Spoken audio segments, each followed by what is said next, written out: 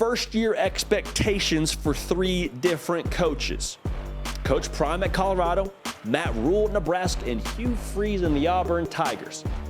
It's their first year. I've said it before. Not all first-year opportunities are created equal, but what can you expect reasonably from these three coaches from a win total perspective? I want to start with Matt Rule. Matt Rule and Nebraska are in a rebuilding phase. More on that in a second. He is a good recruiter. Matt Rule is a good recruiter. He's a great developer. He's a very good developer. He can do more with less. I'm not saying Nebraska's going to have less, but if they have the roster they have right now, he's going to be able to get more out of that. I firmly believe that. Example of this, Jalen Petrie. Showed up to Baylor. He was a linebacker. He was a safety. They weren't sure what to make of him. Trusted the process. Stayed at Baylor. Stayed there when Matt Rule got there. They developed him and made him into a second-round pick. He was a three-star out of high school, making plays in the league right now.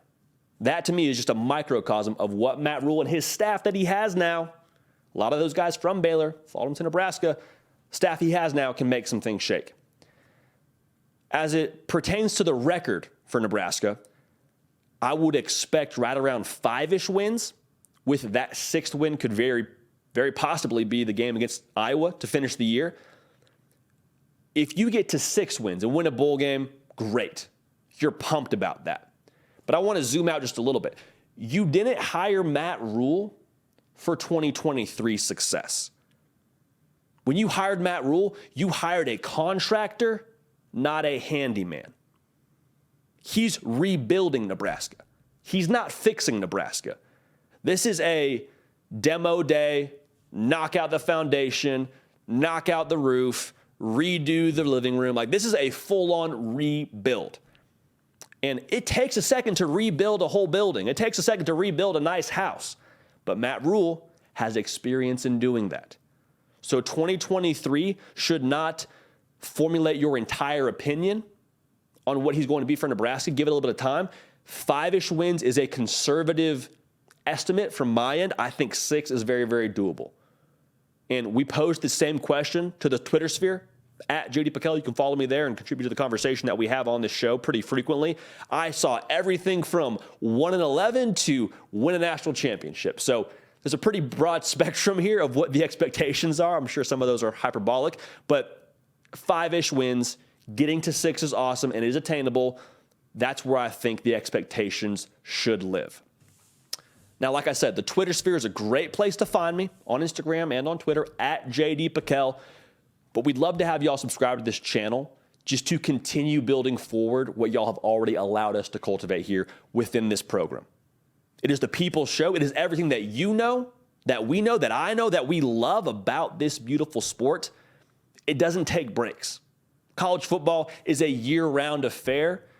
That's why we're very privileged and grateful to y'all for allowing us to do this show year-round. Live on Tuesdays and Thursdays, as we are right now. So lock in with us. We'll have a good time. Welcome to the party. Let's talk about Auburn and Hugh Freeze. Now, in Auburn, Alabama, there has been a change in the way they do things. It used to be when Brian Harsin was there and the powers that be, it was a back and forth. They were playing tug of war, it felt like, in different directions. Now, you have Hugh Freeze and the power pushing the program in the same direction, which I think could be a very exciting thing for the Auburn Tiger faithful. They've been very active in the portal. Time of us being live right now, number 4 transfer portal class. They've added 12 different cats to help them in year 1. And they've made strides to retool that defense that allowed around 30 points a game. So I think that will be substantially better if they can make good on that depth and mesh quickly. Like that, they've added a lot of the personnel to be able to cut that number down quite a bit. The key variable for me, the hinge point, if you will, for those of y'all that have rocked with us for a while here, Robbie Ashford and the progress that he's able to make for me is the difference between 5 wins on the low end and 8 wins if he's able to really thrive in this system. Because Hugh Freeze has had success with project quarterbacks, right? Like Malik Willis from Auburn came to Liberty, went and got drafted. I'm not saying Robbie Ashford's going to go be an NFL quarterback. He very well may be, but I'm just saying whatever you saw last year from Robbie Ashford, it's fair to have hesitations about. But I don't think it's unreasonable to the same token to think that he could make some really tremendous strides going forward. Sometimes all it takes, y'all, is having the right coach. Sometimes all it takes is the right system, because quarterback, you get all the praise, you get all the criticism, but so much of what that position entails is the variables around you.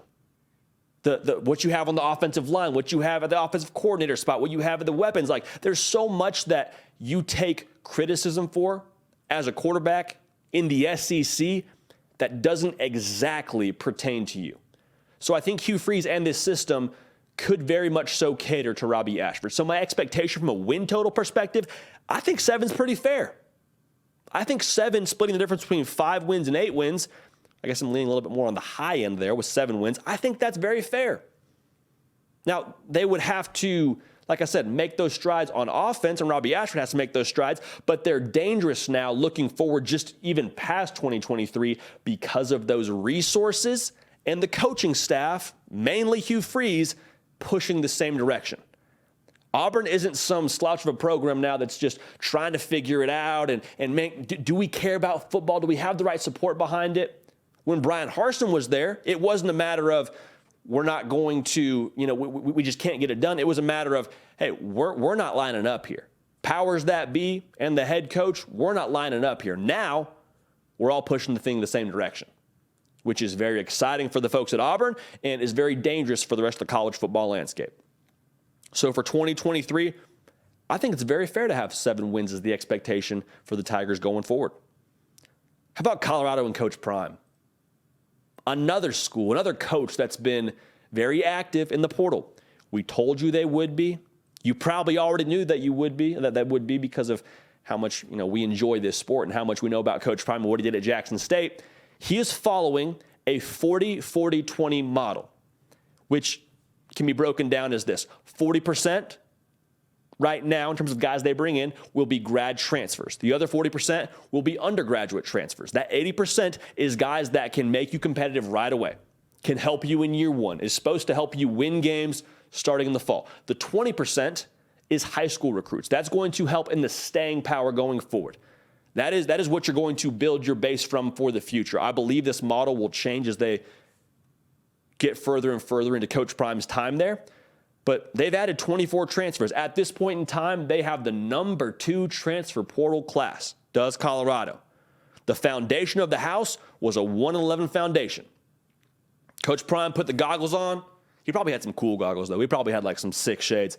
Put them on, put on the hard hat, got the sledgehammer, boom, boom, boom, boom. Taking that foundation out, got to revamp it, got to put a new foundation to make us competitive on day one. That's now what's happening in Boulder, Colorado. Now, here's the reason that I'm a little bit concerned for Colorado in 2023. It's not because I don't think they'll have a decent roster. I think they will. But let's take a look at the schedule right here. Really hone in on that first 5. You're at TCU. You got Nebraska, Colorado State, at Oregon, USC. TCU, playoff team last year. Oregon very well could have been a playoff team at different points. USC, they were a game away from being a playoff team. Nebraska, I think they'll be a tough out with Matt Rule.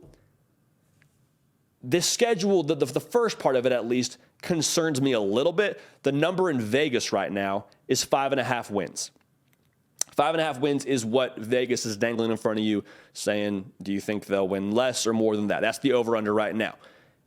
I think the expectations for Colorado, a fair expectation based on the schedule, based on the transition period, is 5. I think 5 wins is a reasonable place to live. Now, if they get to 6, phenomenal.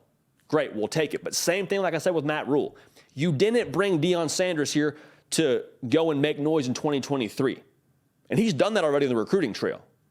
Do not get it twisted. Number 2 transfer portal class, got Travis Hunter there with him. Like, they're going to have some talent, but they got to put it together, and they got to get a roster that is capable of competing week in and week out with some of the guys that they have on this schedule with TCU, Nebraska, Oregon, USC. especially TCU, Oregon, USC. Like, that will be trial by fire. Isn't the worst thing. A lot of it, to me, depends on Shedeur Sanders. I think the transition from the FCS to the FBS level is sometimes a difficult one. Shedeur Sanders sounds like he's cut out for it. I'm very excited to see how he responds. Very excited to see how he responds. Did a lot of great things for Jackson State.